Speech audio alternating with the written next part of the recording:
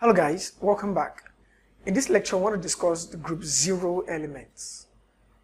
Now, it looks absurd, doesn't it? We started from group 1, group 2, all through to group 7.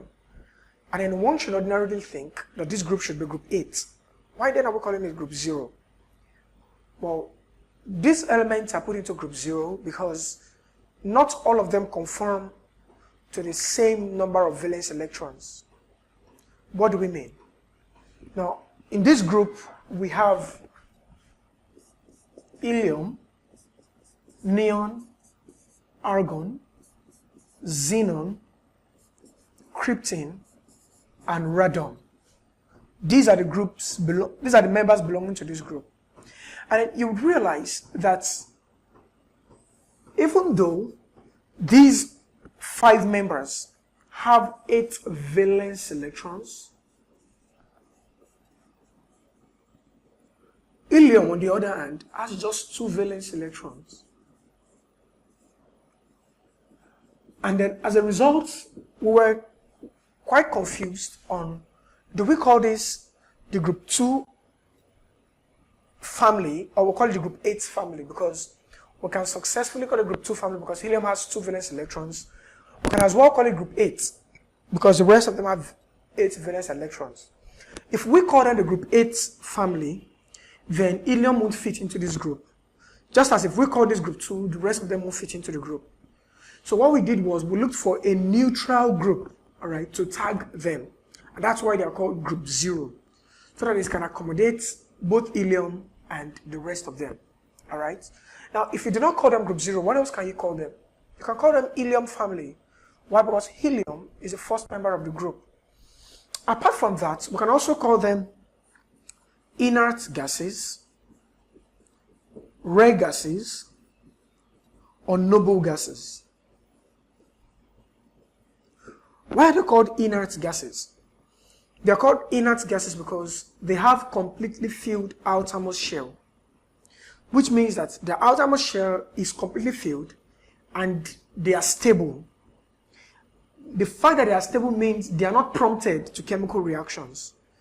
So they do not participate in chemical reactions under ordinary conditions. They are inert. That's why we call them inert gases. They are also called rare gases because they are found in microscopic amounts in the atmosphere. Rare gases make up 0.0001%. That's 0.001 over 100. That is a very small value, right? So they are very rare in air, right? 0.0001% of the atmosphere comprises rare gases. Why are they called noble gases? Because of their quality and pristine nature, all right? They have a very high, should we call it nobility? They are very scarce, and of course, you know, scarce materials are always very valuable, right? So as a result of that, we call them noble gases. All right, so now we talked about 5 names we can call these guys: group 0, helium family, inert, rare, or noble gases. Now, why are these gases important? And what properties do these family have? So let's discuss the properties of noble gases. Properties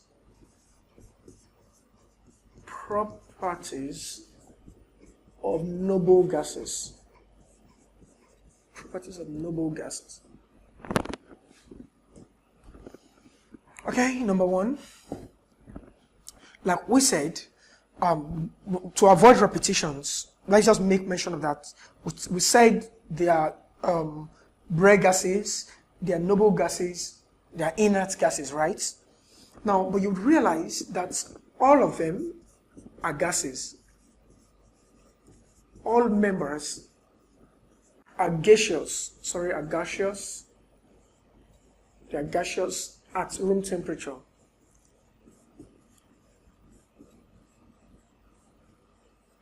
All members are gaseous at room temperature. That's number 1. Number 2, they are chemically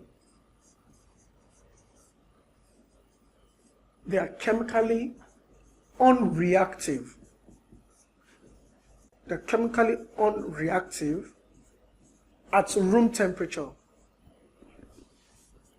or under normal conditions.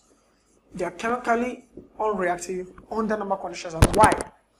Now let's take helium. Helium, He, has 2 valence electrons on its first shell. Neon, on the other hand, just like the rest of them, has 8 valence electrons. Has 8 valence electrons, right? And what can you see here? That the first shell of any atom needs just 2 electrons.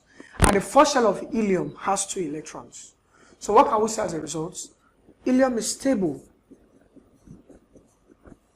What about neon?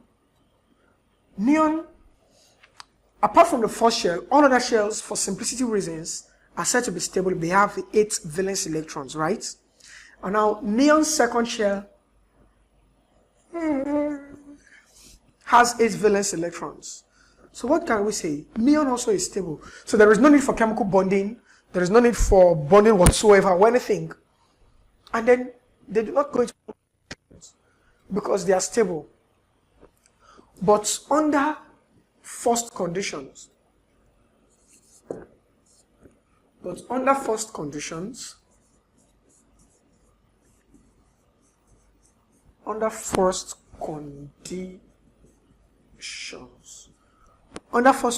right? These guys, their lower members may be forced to react. They may be forced to react chemically. Under first conditions, they may be forced to react chemically. For example, xenon. Xenon may be forced to react with fluorine, giving us xenon difluoride. It can also be forced to react with varying amounts of fluorine, right? With 2F2, giving us xenon tetrafluoride, right? You can even have xenon with iodine, giving us ZeI6, and all sorts. So you can have a chemical reaction under first condition of noble gases. But then 2 factors must be considered. Number 1, that the noble gases to be used must be found at the bottom of the group. That means you don't use helium for this kind of reaction, neither do you use neon. You use xenon, you use krypton, right? You don't use radon because it's highly radioactive.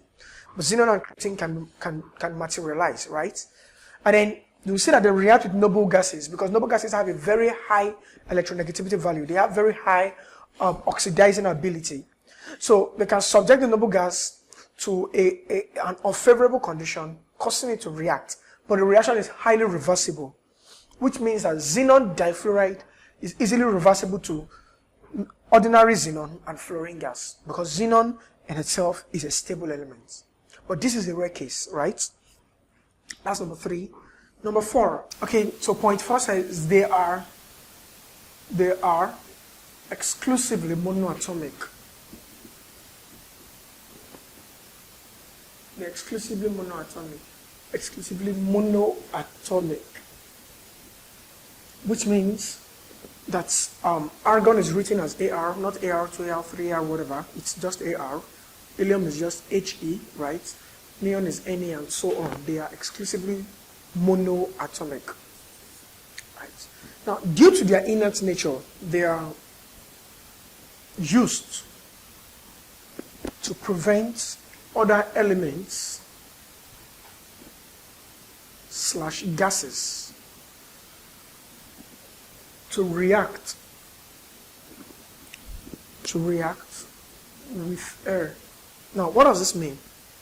Say you have a chamber, right?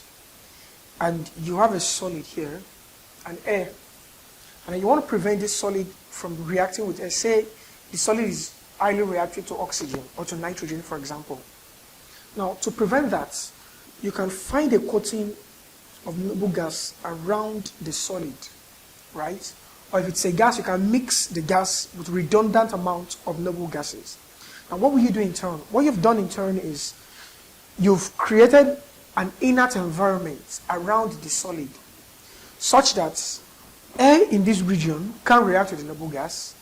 The solid in this core can't also react with the noble gas. Okay, so you put a noble gas covering around that species. And one example of this is the coating of the tungsten filaments and light bulbs. The tungsten filaments and light bulbs is disallowed to evaporate, to react with air by putting, by loading noble gases into that chamber contained, the chamber where the tungsten filament is found. And what I mean is this: you have a bulb, right? Now, if you look into the bulb, you would see a very tiny piece of wire, very tiny piece of wire. It is put in a tube, right, inside the bulb. Now, that filament, that wire is called tungsten filament. And then inside that tungsten filament, there are noble gases here.